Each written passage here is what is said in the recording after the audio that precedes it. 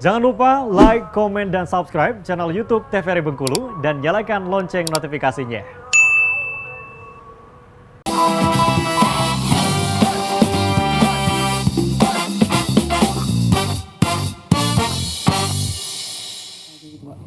Halo pemirsa, Assalamualaikum warahmatullahi wabarakatuh. Selamat pagi, bagaimana nih kabar Anda hari ini? Semoga dalam keadaan sehat walafiat dan pastinya tetap bersemangat.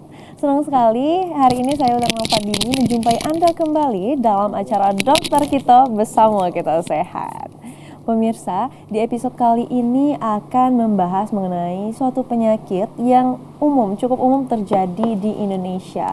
Angka kasusnya sendiri pun mencapai 2 juta lebih per tahunnya nih pemirsa. Nah, saat ini tema kita pada hari ini adalah anemia defisiensi besi. Saat ini saya sudah bersama dengan Bang Agung dan juga Dr. Lisda. Namun sebelum kita sapa dan juga simak materi lebih lanjut dari mereka, saya mau kasih tahu dulu nih untuk pemirsa yang ingin bertanya bisa menghubungi kami di nomor 0851 7676 4648 di nomor 0851 7676 4648 atau bisa juga mengirimkan pertanyaannya di Instagram @tvri Bengkulu. Baik, mari langsung kita sapa saja kedua narasumber kita pada hari ini. Halo dokter dan Bang Agung. Halo. Bagaimana nih kabarnya hari ini? Luar biasa. Alhamdulillah. Semangat gak nih? Semangat dong. banget. Karena cuaca dingin Dok, ya. Iya. Tetap semangat tapi ya. Tetap semangat. Alhamdulillah ya. Oke dok, kan materi tema kita pada hari ini adalah anemia defisiensi besi nih. Boleh sebelum kita masuk ke materi, boleh dikasih penjelasan sedikit nggak dok? Apa sih sebenarnya anemia defisiensi besi ini? Oke. Jadi topik kita hari ini tentang anemia Anemia, ya, iya. Kak, ya.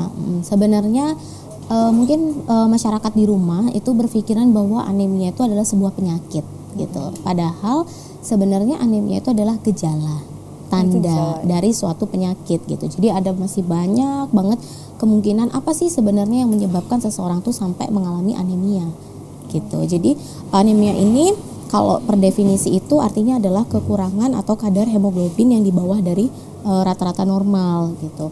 Namun anemia itu bukan penyakit sekali lagi, tapi dia merupakan sebuah sindrom atau sekumpulan gejala yang menjadi penanda bahwa ada sesuatu nih dalam tubuh yang menyebabkan terjadinya kadar Hb ini lebih rendah dari normalnya gitu.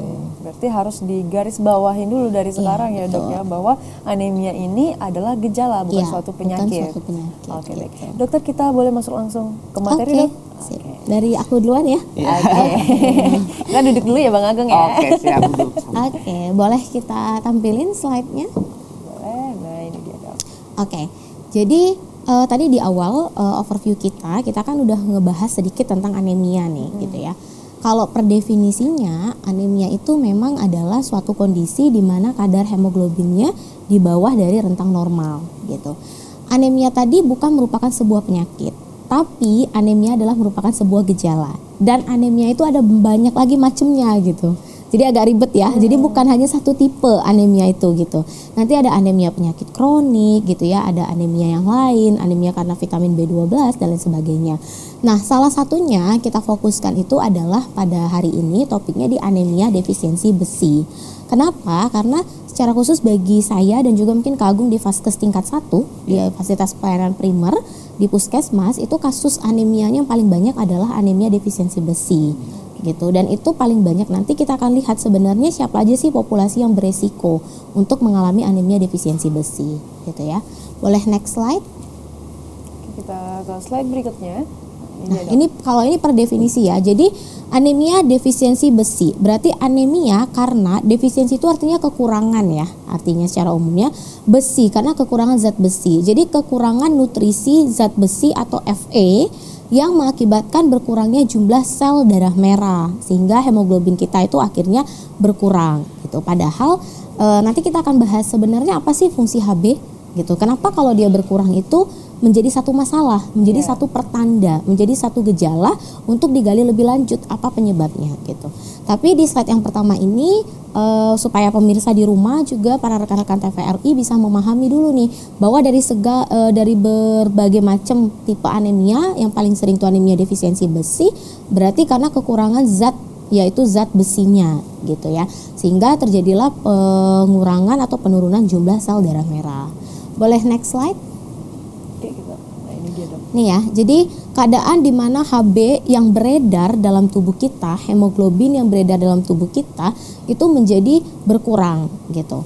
Nah, padahal fungsi dari hemoglobin itu adalah membawa oksigen salah satunya. Jadi kebayang ya, bisa kita analogikan ketika Hb itu kurang karena bahan pembentuknya salah satunya adalah Fe tadi, zat besi tadi itu berkurang, sehingga suplai oksigen ke seluruh tubuh itu berkurang.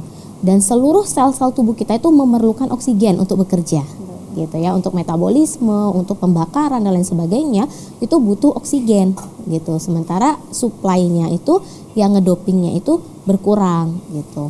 Ya, jadi anemia defisiensi besi itu sekali lagi adalah berkurangnya penyediaan besi gitu ya untuk proses eritropoiesis. Eritropoiesis itu artinya pembentukan eritrosit atau sel darah merah gitu. Jadi salah satu bahannya itu adalah besi. Makanya ketika bahan dasarnya itu kurang, sehingga terjadilah pembentukan kadar hemoglobinnya akhirnya berkurang dampaknya. Ibaratnya kita lagi masak kue, bahannya itu ada yang kurang salah satunya gitu. Jadi otomatis akan berdampak kan pada hasilnya, pada outcome-nya atau pada output-nya gitu. Boleh next slide? Ya. Nah, kalau berdasarkan epidemiologinya ini cukup banyak sih sebenarnya kasusnya ya. Ini paling sering ditemukan gitu. Apalagi di negara berkembang. Jadi biasanya memang kalau di negara maju kasus ini udah sedikit menurun gitu ya. Mungkin karena beberapa faktor gitu, misalnya tingkat pengetahuan, tingkat pendidikan, sosial ekonomi gitu ya. Semua itu mempengaruhi. Mempengaruhi ya, gitu. Karena nanti kita akan tahu nanti sebenarnya secara khusus di bagian keagung nanti ya dari mana sih sebenarnya sumber makanan gizi zat besi ini bisa kita peroleh gitu. Jadi memang akan ada keterkaitan terkait dengan status sosial ekonomi mungkin gitu ya, tingkat pendidikan dan lain sebagainya. Tapi memang ini banyak ditemukan di negara-negara berkembang. Berarti kita salah satunya gitu ya. Sekitar 30% penduduk di dunia itu mengalami atau menderita anemia dan lebih dari setengahnya itu tipenya adalah tipe defisiensi besi. Gitu. Boleh next slide? Nih ya. Nah, siapa nih populasinya? Gitu, yang paling sering. Ini sama dengan kami menemukan di FKTP pun ini juga populasi yang paling sering mengalami keluhan ini, yaitu bayi pertama. Oh, bayi malah yang lebih rentan ya dok ya? Bayi gitu ya. Kemudian yang kedua adalah anak. Dari bayi dengan anak sebenarnya paling banyak lagi itu anak nanti. Anak. Gitu. Ya, biasanya di usia-usia prasekolah gitu ya atau sampai dengan usia SD, sekolah dasar. Kemudian wanita hamil gitu. Nanti kita akan bahas kenapa gitu ya. Bisa 3 populasi ini yang beresiko. Gitu. Boleh next slide? Nah, penyebabnya nih. Jadi kalau secara sepintasnya gitu ya, gampangnya tadi kita memahami bahwa anemia defisiensi besi itu ibaratnya kalau ada proses pembentukan sel darah merah, dia membutuhkan bahan baku dan salah satunya itu adalah zat besi sebagai bahan bakunya. Ibarat kita masak kue tadi dan kita membutuhkan yang bahan baku si zat besi ini tadi gitu. Nah, tetapi zat besi ini tadi itu berkurang gitu. Nanti akan ada penyebabnya, apakah karena produksinya berkurang, apakah terlalu cepat pengeluarannya gitu, terlalu cepat proses pengeluarannya sehingga terjadi tidak keseimbangan atau imbalance gitu ya, atau karena beberapa hal lainnya gitu. Akibatnya apa? Kalau bahan bakunya itu berkurang, otomatis kan hasilnya itu akan tidak baik gitu. Pasti akan berkurang juga dari aturannya. Kalau ibaratnya kita masak kue itu ketebalannya segini, pasti ujung-ujungnya jadi lebih bantet gitu ya istilahnya gitu. Nah, sementara di sini kita belajar bahwa ternyata zat besi tadi bahan baku untuk membentuk hemoglobin, dan hemoglobin itu adalah bahan baku untuk membentuk sel darah merah.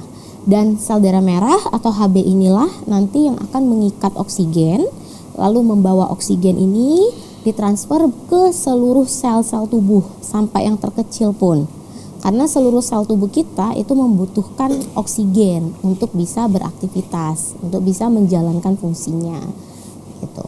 Boleh next slide? Nah, Ini dia beberapa fungsi dari hemoglobin gitu ya. Bisa kita lihat ya, langsung gambarnya itu jelas kayak mengantuk ya. Sampai bukan ngantuk lagi sih sebenarnya, gambarnya tertidur. Tertidur gitu ya. bukan ngantuk lagi nih dok. Iya, bukan ngantuk lagi ya, udah tertidur gitu ya.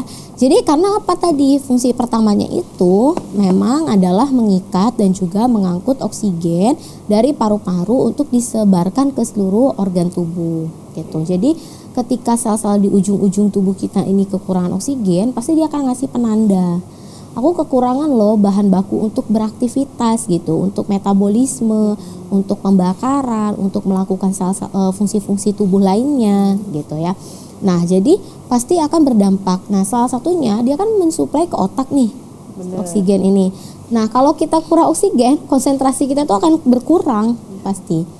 Jadi kurang fokus gitu ya kalau istilahnya gitu ya. Nah, jadi lebih lemes gitu iya, ya dok ya. jadinya akan cenderung mengantuk pasti karena suplainya tuh nggak nyampe lagi ke otak, kurang gitu kadarnya.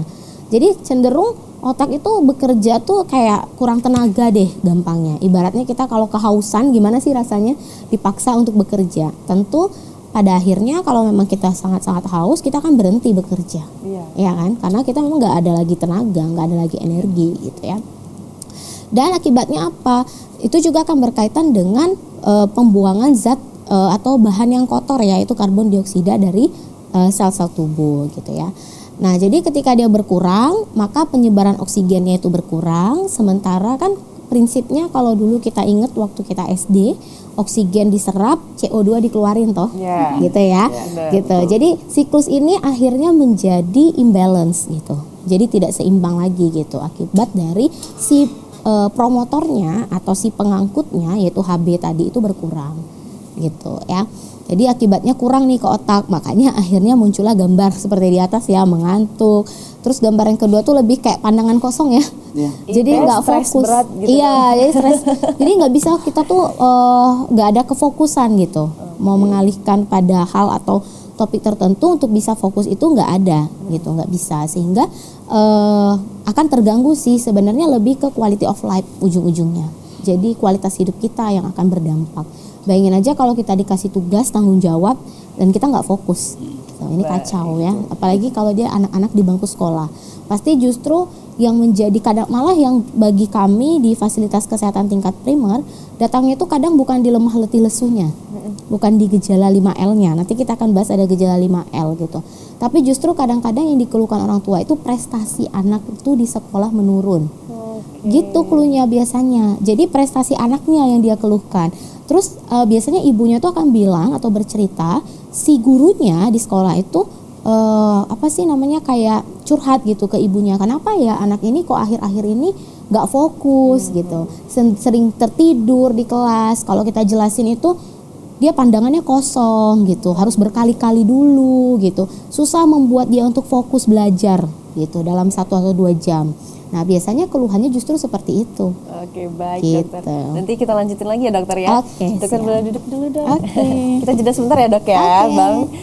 Baik pemirsa, jangan kemana-mana, tetaplah bersama kami di Dokter Kita Bersama Kita Sehat.